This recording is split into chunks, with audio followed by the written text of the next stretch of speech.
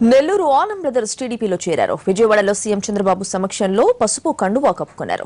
ఈ చేరిక కార్యక్రమానికి మంత్రి నారాయణ, ఏపీ టీడీపీ అధ్యక్షుడు కిమిడి కళా వెంకటరావుతో పాటు ఎమ్మెల్సీ సోమిరెడ్డి కూడా వచ్చారు. చాలా రోజులుగా రాజకీయ భవిష్యత్తుపై డైలమాలో ఉన్న సింహపురి సోదరులు చివరికి సైకిల్ ఎక్కడానికి నిర్ణయించుకున్నారు.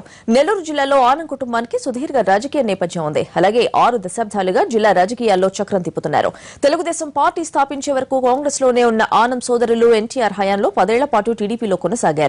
ఆ తర్వాత కొన్ని ఇబ్బందుల వల్ల కాంగ్రెస్ లోకి వచ్చిన ఆనం బ్రదర్స్ ఇప్పుడు మళ్లీ సైకిల్ ఎక్కారు.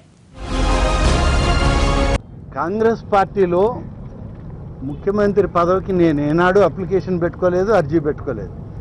సీనియర్ మంత్రిగా అక్కడ పనిచేయడం జరిగింది.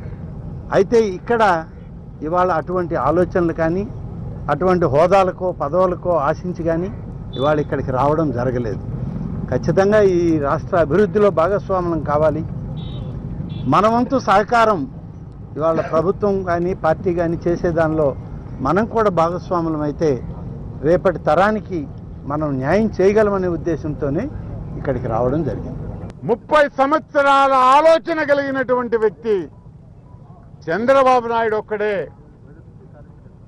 అతనైతేనే ఈ రాష్ట్రాన్ని అభివృద్ధి చేయగలడు, పునాది వేయగలడు అనే ఆలోచన చేశాం. అందుకోసమే నైతికంగా ఆయనకి మద్దతు ఇవ్వాలని సామాన్యమైనటువంటి కార్యకర్తలుగా ఆయనకు అండగా నిలబడాలనేటటువంటి అభిప్రాయంతో ఈరోజు చంద్రబాబుతో కలిశాం.